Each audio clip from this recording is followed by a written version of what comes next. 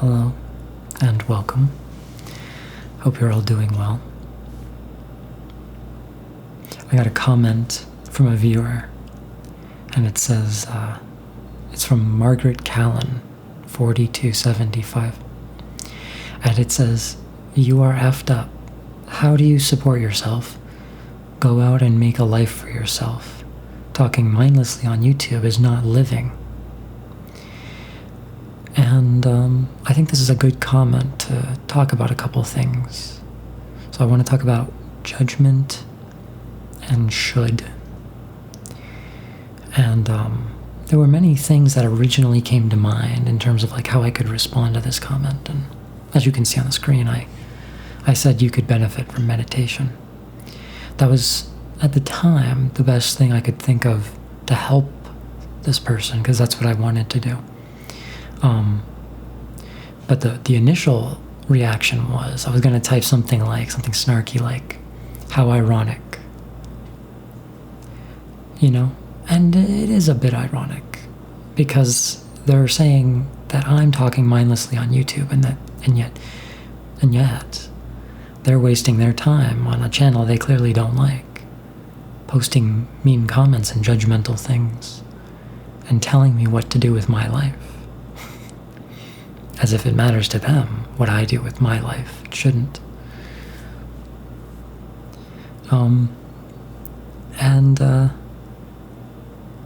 It's just kind of funny, because in a way, yeah, they're talking mindlessly. I mean, calling someone effed up, I think it's fair to say, is speaking mindlessly. But I didn't reply like that. I initially thought I would, because I think being blunt and humor can get a point across sometimes better than telling someone something like you could benefit from meditation. Like sometimes making fun of someone actually gets the point across much more. But sometimes it doesn't. And I think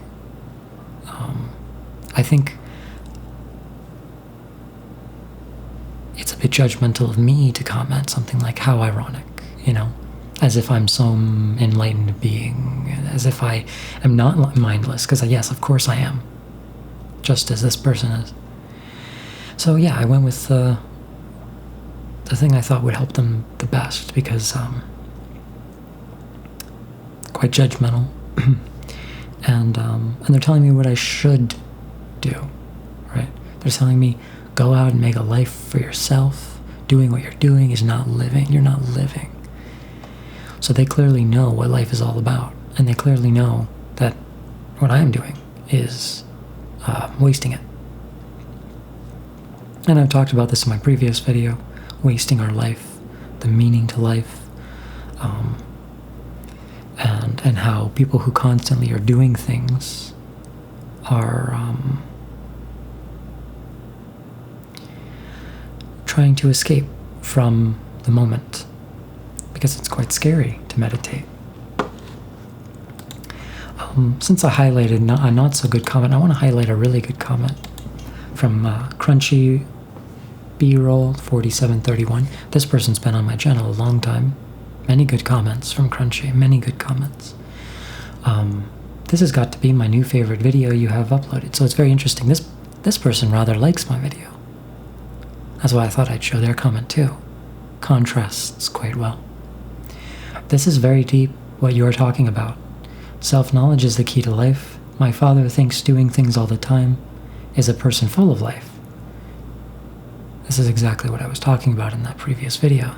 And what this other person says I'm not doing, I'm not living, and I should live like Crunchy B-Roll's father.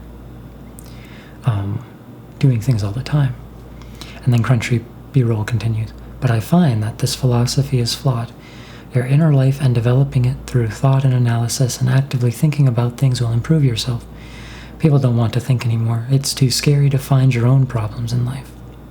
Escapism is cope, and cope is not actually good." So, really love the comment, Crunchy. I hearted your comment, and I just wanted to highlight it. I agree mostly. I think you're on the right track. One thing I'll say to be careful of is thinking about things is not necessarily important. Thoughts come and go. Some thoughts are good, some thoughts aren't so good. You like some thoughts and you dislike other thoughts. And you have no control over that. You do not get to choose what you think. What you think sort of just comes to you. And so it's important not to identify too much with what you think. Although I know what you were getting at, and I hope I'm not misconstruing your words. I know what you were getting at. In that meditation is good. But thinking itself can be good, but it can also be dangerous. For instance, I can have thoughts of dysphoria, and I can think about fixing that dysphoria. And we talked about fixing things in the last video. Trying to fix whatever is usually not the way to confront your issue. I have dysphoria. Fixing the dysphoria, at least in my life, has proved to bring me suffering I could not have fathomed before. I see this very clearly now. And so I have these thoughts, and I could identify with these thoughts. And I could run and find desires from these thoughts and find myself from these thoughts. And then in that way, I'm identifying with my thoughts. And that has led me down roads of intense suffering. So thoughts come and go. Feelings come and go. There is a concrete me. There is a I believe, a self in some way. The conduit through which those thoughts arise is myself. The awareness that I can see these thoughts is myself. But the thoughts themselves are not myself. They're moments, they're urges and emotions, and sometimes just random thoughts. And so I would say to Crunchy, just be careful of that one thing, identifying too strongly with the thoughts. Although I think analytical thinking is fantastic, clearly. I do a lot of it. Just remember that thoughts change and you can't control them. They're not you, because you can't control them, so they can't be you. For instance, if I don't want to repulse everyone, but I'll say this. There was a person with OCD I used to know, severe OCD, and they would tell me how horrible their thoughts are and how disgusting all of their thoughts are, and how if anyone could see what they think, everyone would hate them. And well, there's a lot to unpack there, and I don't know if I can in this video. I don't want it to be a long video, but this person can't control their thoughts, and they think that these thoughts make them a worse person. And these thoughts bother them very much because they're disgusting thoughts, and they're horrific thoughts. How tortured this person is. This is a mental illness. How tortured they are by their mind, by their thoughts, that they can't control. This is all of us. Of course, this person is at the far end of the spectrum. They deal with the suffering of that so much more. And if they were to sit in that, although it would be very hard for them, what they would find is a freedom from it, actually, because they don't need these thoughts to bother them, these disgusting thoughts that they can't control. They don't need these thoughts to bother them. They allow them to. And it's very hard not to allow them to. I understand this. I have similar thoughts. I have different mental illnesses. I don't have OCD necessarily, but I have dysphoria, and I can see myself, and I can sometimes find disgusting things with myself. Want to change those things, want to fix those things. Just as this person has compulsive thoughts and wants to fix things out in the world or with themselves, to fix these compulsive thoughts.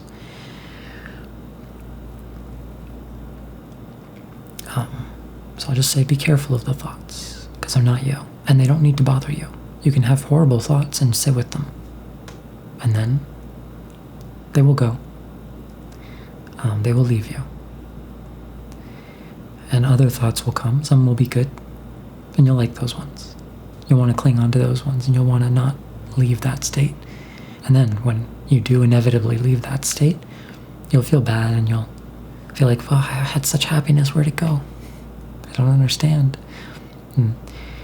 Yeah, this is how things will go. But then you say, Crunchy B-roll, you say, escapism is cope, and cope is not actually good. And that's what the whole video I just made is about, yes. It is a cope. Escapism is a cope. Transitioning is a cope. Taking drugs of any sort is a cope. Playing video games, reading books, watching TV. Really doing most activities, actually, that entertain us or give us some sort of meaning are copes. But this is how most people get through life. And I still do some of these activities, and so does everyone who watches this video. And so again, it's important not to beat ourselves up for coping, for escaping. Because as I said in the previous video, it will happen. Even if you do nothing, your brain will make you escape. The only thing that prevents that is awareness, meditation. The more aware you are, the less you'll escape through, be it your daydreams or television or whatever else. I've actually had a pretty rough time recently, in these past few days. I've been meditating a bit, and it has made me more aware, which I thought I wanted, and I do. But sometimes you become aware of things you didn't want to see. So for instance, with me, I became aware that I'm rather mean sometimes. And quite vicious, quite bad intent, actually. I wanna people who say things to me that, or say things even in general that I don't agree with. Like I wanna logically rip them to shreds, you know? It's what this channel has sort of been built on. And in some ways I want to help them, and in some ways I want the truth to be known. Yes, that's not so bad, but in other ways I want to be right, and I want them to be wrong, and I want my ego to have its calmness and peace, and knowing that I've triumphed intellectually over this person by logically refuting them. And that makes me feel good. And it's very egotistical. People love it, though. People love that. That's like, that's blood sports. That's tribalism. It's gladiators fighting in a ring. In the modern day gladiator Colosseum is YouTube drama channels and logical arguments. We're all the same. It's just we're not watching people fight each other physically. It's the same war, though, and it causes division in teams to form, political teams, and you'll see political debates. And of course, the people on the left will agree with the left, and the people on the right will agree with the right. And they'll all feel so superior when their side makes good points, and they'll feel good. Just the same as you would if your sports team beat another sports team, you would feel superior over them for that time until the next season, until the next election year.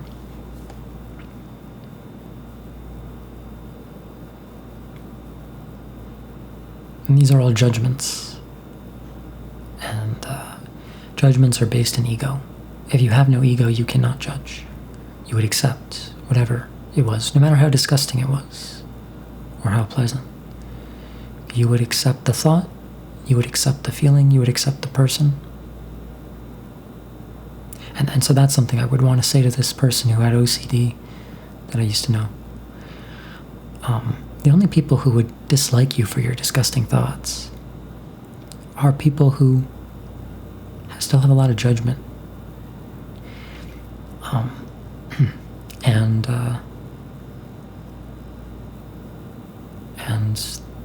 they're troubled peoples in their own way. So don't worry about what they think of your thoughts. Your thoughts aren't controlled by you, so they're not bad. They can't be. They just are what they are. However, when you allow your thoughts to control you, and you allow your thoughts to trouble you, bring you to dark places, and then, of course, influence your actions because you're so troubled, well then things can be bad. Because then you're being controlled by what? By who? I don't know. By your thoughts, whatever that is. But you're not being controlled by you then. And control is not so important. But what I'm trying to get across is allowing these fleeting feelings and thoughts to control you will bring you suffering. I'll end on this. Years ago, I had a therapist who I only saw once. It's the only therapist I ever only saw once. And I went to her. And I really wanted help back then. I was going to therapy. I really wanted help. None of it ever helped. But she gave me this sticky note at the end of our first session, and it just simply said, "What do you want?" on it. She wanted me to think about this and come back and talk about it. I never came back.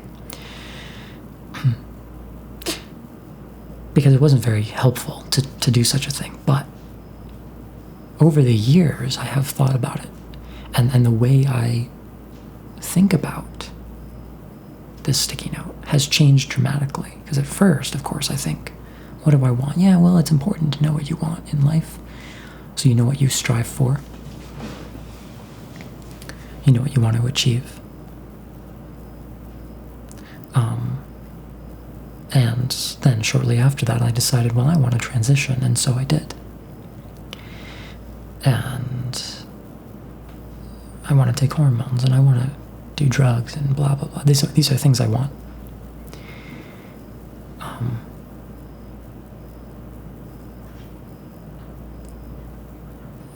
And I thought, well, now I know what I want, so I go for that. But that's not so useful. Because it's just a thought or a feeling, which change constantly. And as the years have gone on, I've looked at this question in 50 different ways, And now I'm looking at it like, what do I want? What am I going to allow into my life that will bring me suffering? What am I going to strive for that I know, really, I can't attain?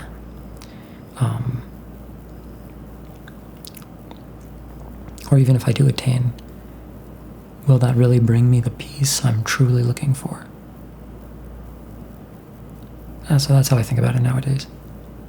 But I've thought about it 50 different ways. Maybe it'll keep transforming as time goes on as well.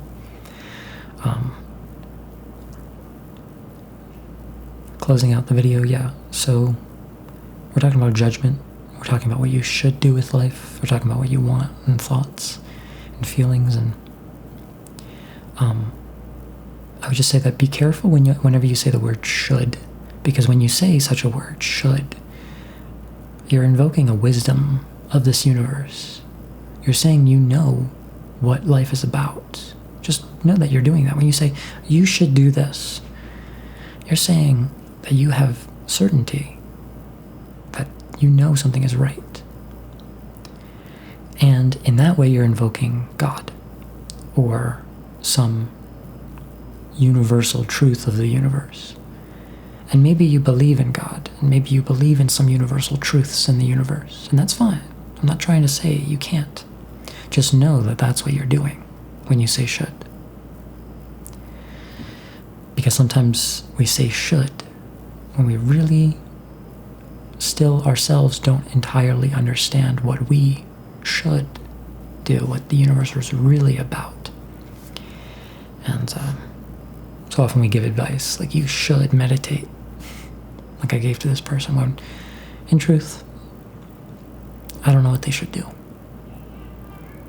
That was just the best advice I could give at the time, but in truth, do I know that meditation will help them? Do I know the secrets of the universe, and therefore I know what this person should do at this moment? No. It's just a thought.